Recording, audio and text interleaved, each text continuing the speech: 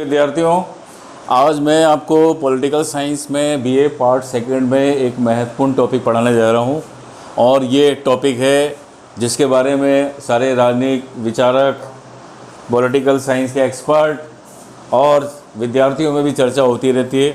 अब मैं ये नहीं कहूँगा परीक्षा की दृष्टि से महत्वपूर्ण है, ये महत्वपूर्ण है ही।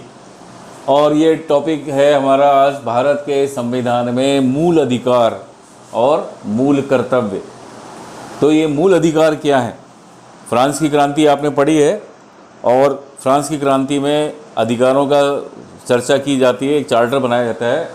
तो भारत जब स्वतंत्र हुआ तब भारत के संविधान निर्माताओं ने भी सोचा कि हम संविधान में मूल अधिकारों को शामिल करें और 1976 में मूल कर्तव्य जोड़े जाते हैं कि नागरिकों के कर्तव्य क्या हैं। तो साहब हम इसको पढ़ेंगे, इनका आवश्यकता और महत्व क्या है, फिर हम पढ़ेंगे इनकी विशेषताएं क्यों ज़रूरी हैं मूल अधिकार, और फिर हम उन मूल अधिकारों की चर्चा करेंगे जो अनुच्छेद 14 से शुरू होंगे और अनुच्छेद 32 तक जाएंगे। समानता का अधिकार क्या है, स्वतंत्रता का क्या है, शोषण के विरुद्ध अधिकार, धार्मिक स्वतंत्रता का अधिकार, संस्कृति और शिक्षा संबंधी अधिकार और संवैधानिक उपचार। लेकिन एक अधिकार जो था, जो पहले भारत के संविधान में दिया गया था, उसको हटा दिया गया है और वो है अधिकार संपत्ति का अधिकार। पहले था संपत्ति का अधिकार, उसको क्यों हटाया गया उसकी भी हम चर्चा करेंगे और इसके बाद में मूल कर्तव्य की चर्चा करेंगे। ये 2 पार्ट में होगा और आशा है आप लोगों को ये समझ में आएगा। तो क्या है तो मूल अधिकारों में पहली बात आती है मूल अधिकार प्रजातंत्र के आधार स्तंभ हैं। ये उन परिस्थितियों का निर्माण करते हैं जिनके आधार पर बहुमत की इच्छा निर्मित और क्रियान्वित होती है, इसलिए ये प्रजातंत्र के लिए जरूरी है।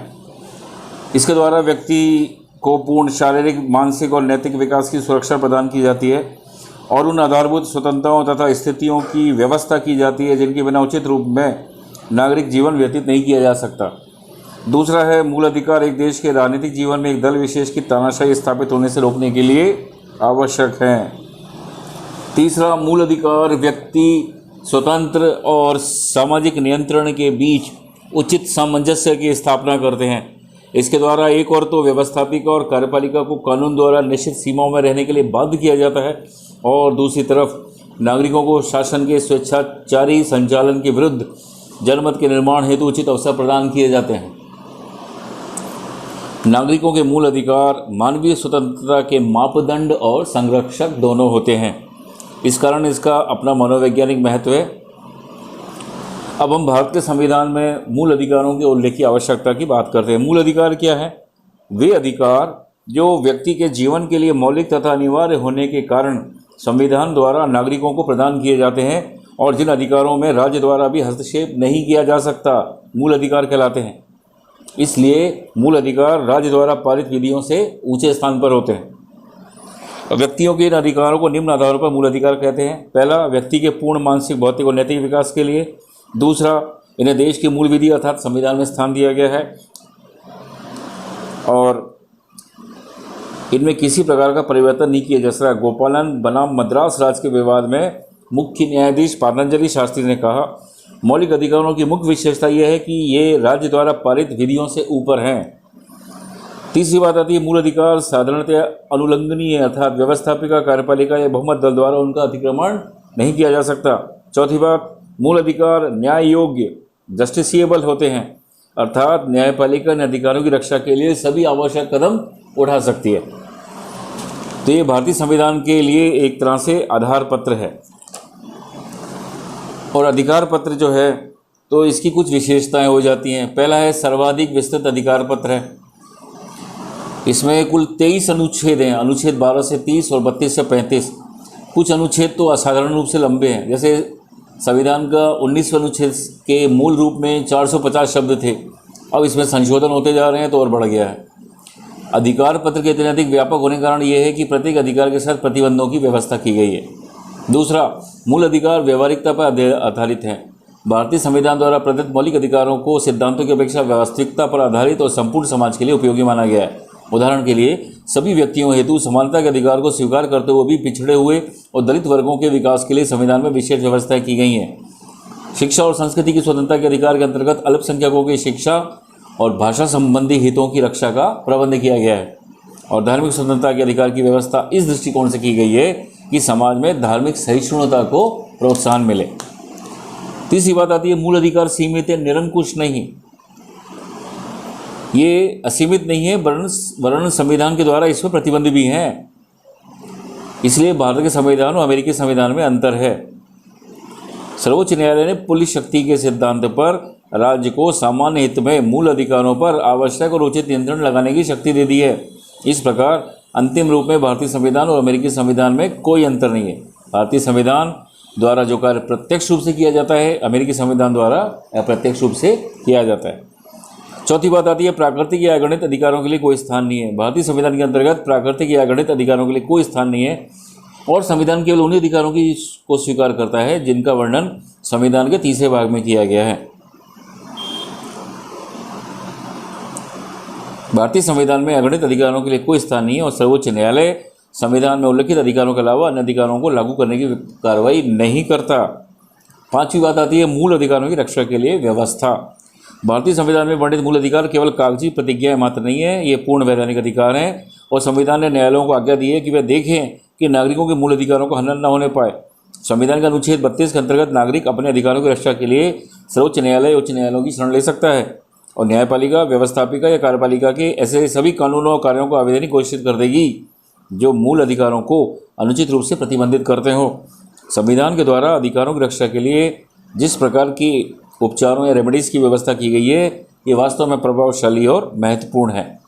अब हम बात करते हैं भारत के संविधान के द्वारा दिए गए मूल अधिकार। पहला है समानता का अधिकार। अनुच्छेद 14 से 18 तक शुरू होता है। इसका अधिकार ये प्रजातंत्र का आधार स्तंभ है। भारत के संविधान द्वारा सभी व्यक्तियों को कानून के समक्ष समानता, राज्य के अधीन नौकरियों का समान अवसर और सामाजिक समानता प्रदान करने की गई है एवं समानता की स्थापना के लिए उपाधियों का निषेध किया गया है। पहली, कानून के समक्ष समानता। अनुच्छेद 14 के अनुसार भारत के राज्य क्षेत्र में राज्य किसी भी व्यक्ति को कानून के समक्ष समानता या कानून के समान संरक्षण से वंचित नहीं करेगा। इस अनुच्छेद के प्रथम भाग के शब्द कानून के समक्ष समानता ब्रिटिश सामान्य विधि की देन है और इसके द्वारा राज्य पर बंधन लगाया गया है कि वह सभी व्यक्तियों के लिए एक सा कानून बनाएगा और उन्हें एक समान लागू करेगा। सर आइवर जेनिंग्स कहते हैं, इसका अर्थ है कि समान परिस्थितियों में सभी व्यक्तियों के साथ कानून का व्यवहार एक सा होना चाहिए। कानून का समान संरक्षण, ये वाक्य अमेरिकी संविधान से लिया गया है। उसका अर्थ है अपने अधिकारों की रक्षा के लिए प्रत्येक व्यक्ति समान रूप से न्यायालय की शरण ले सकता है। कानून के समक्ष समानता का तात्पर्य ये नहीं है कि औचित्यपूर्ण आधार पर और कानून द्वारा मान्य किसी भेदभाव की भी व्यवस्था नहीं की जा सकती।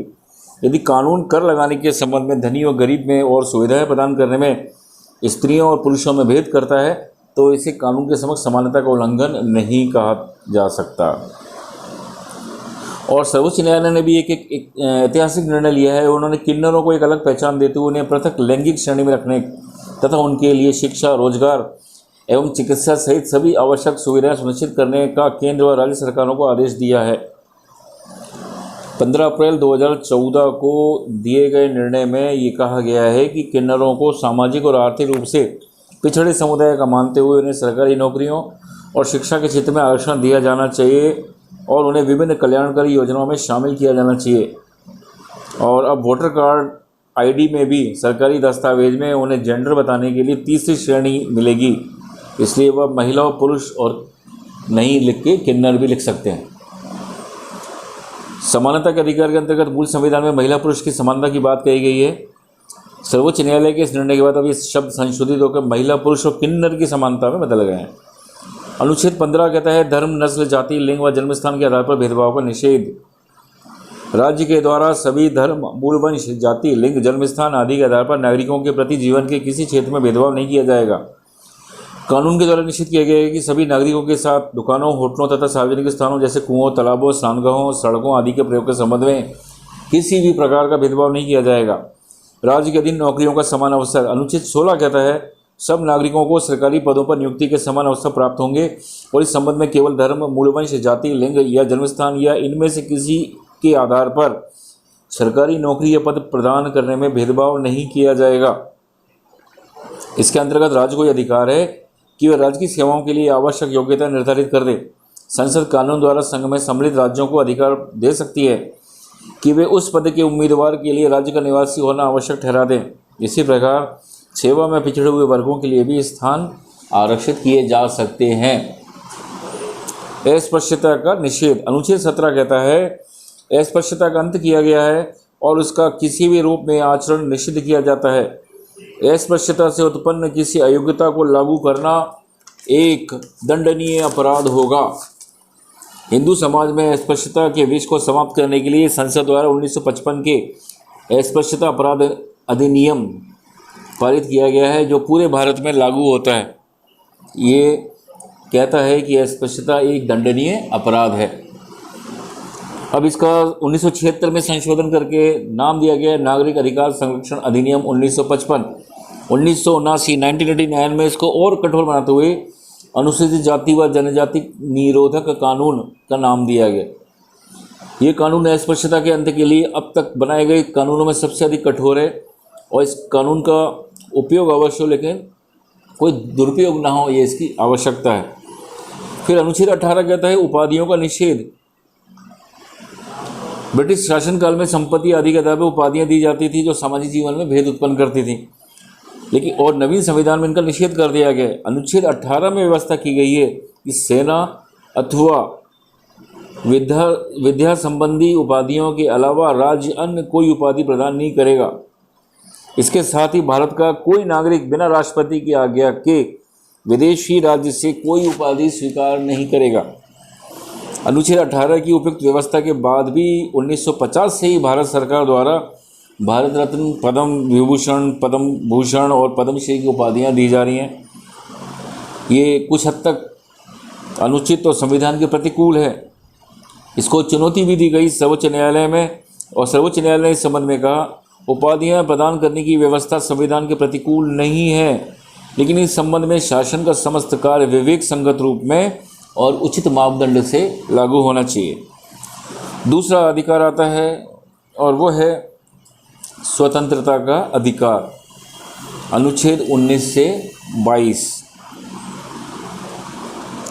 भारतीय संविधान का उद्देश्य विचार, अभिव्यक्ति, विश्वास, धर्म और उपासना की स्वाधीनता सुनिश्चित करना है, इसलिए संविधान के द्वारा नागरिकों को स्वतंत्रता दी गई है। 19 कहता है, उनमें 7 स्वतंत्रता की बात है संविधान के अनुच्छेद 19 में। विचार और अभिव्यक्ति की स्वतंत्रता। भारत के सभी नागरिकों को विचार करने, भाषण देने और अपने तथा अन्य व्यक्तियों के विचारों के प्रचार की स्वतंत्रता है। प्रेस भी विचार के प्रचार का एक साधन है। मूल संविधान में विचार और अभिव्यक्ति की स्वतंत्रता का क्षेत्र इतना व्यापक है कि अपमान, लेख तथा वचन, न्यायालय अपमान, शिष्टाचार या सदाचार पर आघात और राज्य की सुरक्षा के हित में से सीमित कर दिया गया। रमेश थापर बनाम मद्रास राज्य के विवाद में सर्वोच्च न्यायालय ने कहा अपराध के लिए उत्तेजित करने और सार्वजनिक व्यवस्था भंग करने के कामों को उपयुक्त व्यवस्था के अंतर्गत प्रतिबंधित नहीं किया जा सकता। प्रथम संशोधन अधिनियम 1951 द्वारा विचार और अभिव्यक्ति की स्वतंत्रता को सीमित कर दिया गया और अब राज्य ने कहा कि कुछ प्रतिबंध होंगे इन विषयों पर। राज्य की सुरक्षा, विदेशी राज्यों से मित्रतापूर्ण संबंध, सार्वजनिक व्यवस्था, शिष्टाचार या सदाचार, न्यायालय अपमान, मानहानि अपराध के लिए उत्तेजित करना। फिर 1963 के 16वें संशोधन में स्वतंत्रता पर को प्रतिबंध लगा दिया गया। अब यदि कोई व्यक्ति भारत राज्य से उसके किसी भाग को अलग करवाने का प्रचार करता है तो राज्य के द्वारा उसकी विचार और अभिव्यक्ति की स्वतंत्रता को सीमित किया जा सकता है। फिर 1988 में एक ऐतिहासिक निर्णय है प्रेस और विचार के ऊपर कि दूरदर्शन पर दिखाए जाने वाले कार्यक्रमों में विशेष तौर पर बातचीत, साक्षात्कार या इसी तरह के कार्यक्रमों में यदि किसी कानूनी आधार के कोई काट छांट की जाए तो इस प्रकार की कार्रवाई को अवैध घोषित किया जा सकता है। फिर 10 फरवरी 1995 के ऐतिहासिक निर्णय में कहा सर्वोच्च न्यायालय ने कि विचार और अभिव्यक्ति के अधिकार में शिक्षित करने, सूचना देने और मनोरंजन करने का अधिकार है। खेलकूद गतिविधियों के प्रसारण का अधिकार भी उसमें शामिल है। मतलब भारतीय आकाश पर राज्य का एकाधिकार नहीं है, लेकिन अन्य एजेंसियों के प्रसारण अधिकार की सीमाएं हैं। इसीलिए 2005 में सूचना का अधिकार आया, जिसमें आम नागरिकों को केंद्र, राज्य, स्थानीय सरकारों तथा सरकारी अनुदान प्राप्त करने वाली संस्थाओं से भी सूचना प्राप्त करने का अधिकार है। फिर अस्त्र रहित तथा शांतिपूर्वक सम्मेलन की स्वतंत्रता है। समुदाय और संघ के निर्माण की स्वतंत्रता है, लेकिन प्रतिबंध है, कोई व्यक्ति ऐसे समुदाय का निर्माण नहीं करेगा जैसे शांति व्यवस्था भंग हो। भारत राज्य क्षेत्र में आबाद भ्रमण की स्वतंत्रता है, भारत का नागरिक कहीं भी घूम सकता है भारत में, कोई प्रतिबंध नहीं है। लेकिन राज्य सरकार सामान्य जनता के हित और अनुसूचित जातियों और जनजातियों के हित में प्रतिबंध लगा सकती है। भारत राज्य में आबाद निवास की स्वतंत्रता है, वह कहीं भी निवास कर सकता है, लेकिन राज्य कहीं जगह प्रतिबंध लगा सकती है। वृत्ति, उपाजीविका या कारोबार की स्वतंत्रता, संविधान ने सभी नागरिकों को वृत्ति, उपाजीविका, व्यापार अथवा व्यवसाय की स्वतंत्रता दी है, किंतु राज्य जनता के हित में इन पर प्रतिबंध लगा सकता है। वास्तव में 19वें अनुच्छेद द्वारा प्रदान की गई स्वतंत्रता इतनी संदेहपूर्ण हो गई है कि इन स्वतंत्रताओं की खोज करने के लिए दूरबीन का प्रयोग आवश्यक हो जाता है, ये प्रोफेसर के.टी. शाह ने कहा। चिंतामणि राय बनाम मध्य प्रदेश राज्य के विवाद में न्यायालय ने निर्णय दिया कि विधानमंडल द्वारा युक्तियुक्त या उचित प्रतिबंध का निर्धारण अंतिम नहीं होगा और ये अधिकार न्यायालय को प्राप्त होगा। मतलब कोई राज्य ये नहीं कह सकता है कि हम किसी को नहीं बुलाएंगे। पश्चिम बंगाल सुरक्षा कानून की धारा 38 और सर्वोच्च न्यायालय द्वारा पाकिस्तानी शरणार्थी आगमन नियंत्रण कानून 1947 की धारा 7 को अवैध घोषित किया जा चुका है। फिर स्वतंत्रता के अधिकार में आप देखेंगे टेलीफोन टेपिंग व्यक्ति की गोपनीयता का गंभीर उल्लंघन है, 1997 में सर्वोच्च न्यायालय का निर्णय है। फिर 13 नवंबर 1997 को एक निर्णय आया कि विशेष उद्देश्य से किसी संगठन द्वारा करवाई गई हड़ताल तथा किसी राजनीतिक दल अथवा संगठन द्वारा जबरन करवाए गए बंद में अंतर करते हुए बंद को गैर कानूनी घोषित किया गया है। फिर है अपराधी दोष सिद्धि के विषय में संरक्षण। अनुच्छेद 20 कहता है किसी व्यक्ति को उस समय तक अपराधी नहीं ठहराया जा सकता जब तक कि उसने अपराध के समय में लागू किसी कानून का उल्लंघन ना किया हो। इसके साथ ही एक अपराध के लिए व्यक्ति को एक ही बार दंड दिया जा सकता है और किसी अपराध में अभियुक्त व्यक्ति को स्वयं अपने विरुद्ध गवाही देने के लिए बाध्य नहीं किया जा सकता। फिर प्राण और दैहिक स्वतंत्रता का आता है। अनुच्छेद 21 में ये माना है कि किसी व्यक्ति को उसके जीवन तथा दैहिक स्वाधीनता से विधि द्वारा स्थापित प्रक्रिया को छोड़कर अन्य किसी प्रकार से वंचित नहीं किया जा सकता। अनुच्छेद 21 कहता है शिक्षा का अधिकार। 6 से 14 वर्ष तक की आयु के सभी बालकों को विधि द्वारा निर्धारित प्रक्रिया के अनुसार निःशुल्क अनिवार्य शिक्षा दी जाएगी।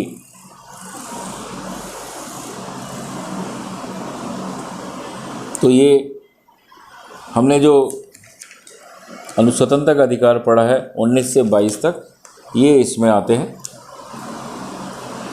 बंदीकरण की व्यवस्था में संरक्षण आता है, जिसमें कोई व्यक्ति बंद है तो उसको भी अधिकार दिए जाते हैं, लेकिन शत्रु देश के निवासियों पर और निवारक निरोध अधिनियम के अंतर्गत गिरफ्तार व्यक्तियों पर ये लागू नहीं होंगे। तो ये हमारा फर्स्ट पार्ट खत्म होता है। अगले पार्ट में हम निवारक निरोध और बाकी पढ़ेंगे।